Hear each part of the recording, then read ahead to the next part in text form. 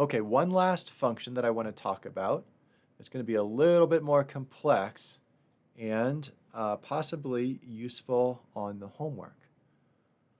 What if we wanted to encapsulate this whole Monte Carlo analysis in a function that would let you say, redo this Monte Carlo analysis with a different intercept, a different slope, or a different standard deviation? Or redo it with a different number of total realizations? We can think abstractly about that and think about how useful that would be, because one of the things I ask you to do on the homework is basically redo this analysis over and over again with different slopes and different standard deviations. So how elegant would the code be is if to do that over and over again, all I do have to do is call one function with a different slope and one function with a different standard deviation without having to copy and paste a whole bunch of code over and over again. So let's think about how to abstract this code, how to use the code that we have and encapsulate it into a function that we can reuse. So again, I'm going to put this function at the top of my script. And let's say I'm going to call this an LM Monte Carlo analysis. So that's what I'm going to name my function. I'm going to go ahead and fill out the syntax here for the code block. And then, again, I'm just going to be moving code that I already have here and abstracting it into this function. In this case, I'm going to fill in the arguments as I go. I do that a lot when I'm writing functions as well. So this is the first thing this function is going to have to do, right? It's going to have to generate an f of x based on an intercept and a slope provided, as well as the values for our independent variable. So I'm going to cut this out of here, and I'm going to say, well, this is the first thing that my function needs to do.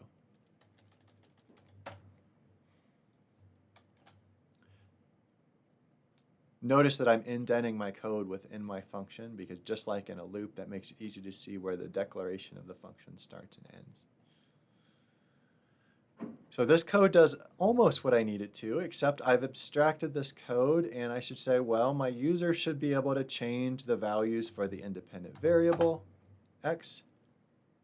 They should be able to change the intercept. So instead of this being hard-coded here, I'm going to say that intercept is an argument. And likewise with slope, I'm going to say, well, the user should be able to change the slope for this analysis as well. And this is the abstraction that's going to let us run this function over and over again with several slopes just by calling the function in one line of code instead of having to copy and paste a whole bunch of other code. Okay, so those are all the arguments we need so far, and that will give us get us to the point where this first line of code will work. And it will calculate this f of x value. Well, our function's going to keep going from there, and it needs to run, or it needs to allocate memory and set up the number of realizations. So I'm going to copy this code up here. So the next step is to set up for the realizations. Well, why would I hard code total realizations here when that's another thing that I could give the user of this function the power to change? So instead of total realizations being set, I'm going to make that an argument. And then if I make that an argument, I don't have to define it at all here. I can just use it within the function, assuming that the user is going to give me a value for that.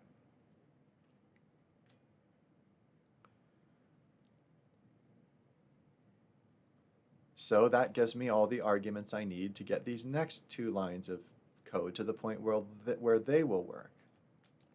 Let me go ahead and move this over. There we go.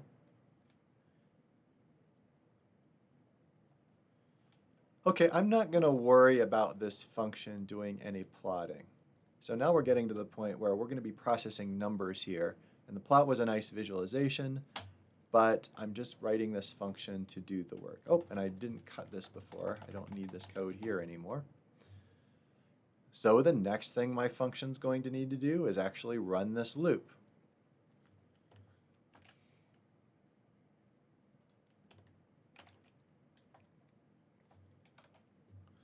So I'm going to copy and paste that loop into my function call. Now let's check to see if all of my variables are where they need to be. Yep, total realizations, I've got that covered. Here's my add normal error. This is where I need another argument for the standard deviation, right? I don't want that to be hard-coded. People should be able to redo this analysis with whatever standard deviation assumed as the error and the dependent variable. They should be able to use any value they want for that. So that should be another argument up here. And it makes more sense to me to put that right after the intercept and slope, so I'm going to put it here. And then I'll use the value of that argument, or I'll use the argument, whatever value I'm provided as the argument, as the standard deviation for this line of code. Absolutely no problem at all calling from functions from within functions, so that's not an issue.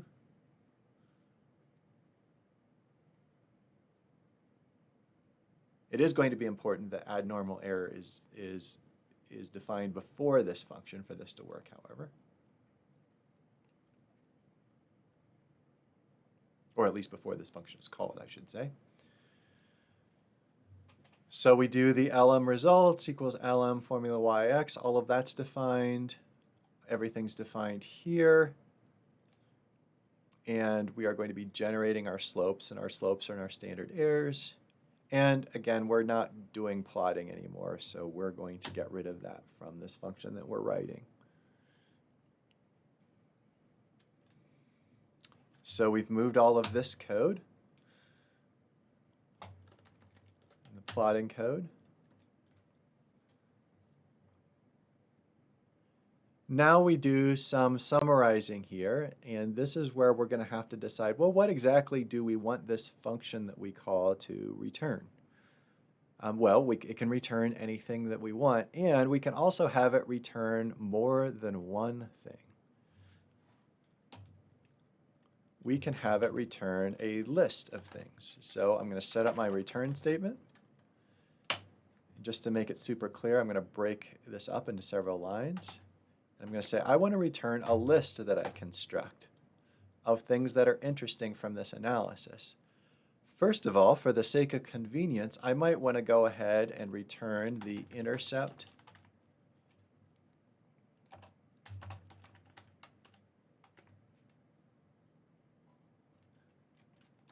the slope and the standard deviation. Now these are things the user is already going to know because they passed it to me when this function is called, if I'm the function.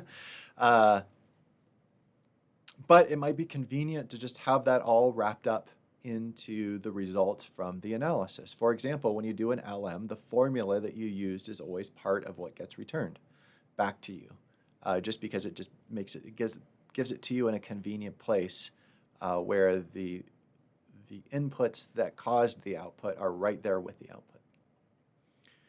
Okay, so that's the intercept, slope, and SD that we used. We are probably also going to want to know what those, especially for the homework, what the slope, the ensemble of slope standard errors are.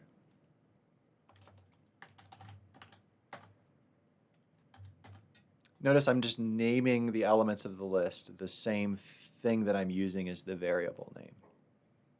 So this will be the name of the element in the list, and this is the intercept value that will actually be associated with that name in the list that's returned. And finally, maybe just out of convenience, we also want to return the mean of those slope standard errors. Similar to the way we're calculating that down here. And we can add to this list. You know, this is a function that runs our analysis for us. We can do whatever we want with this list. That's the power of the abstraction of a list. Is we could even make a list here, so it would be a list of lists, depending on how complex we wanted this data structure to be that we return.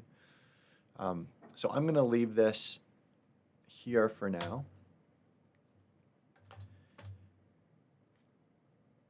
And now we have our function that performs the same analysis, but we've abstracted everything in such a way that someone can call this LM Monte Carlo as many times as they want, and they can change the slope and the standard deviation to redo the analysis as many times as they want.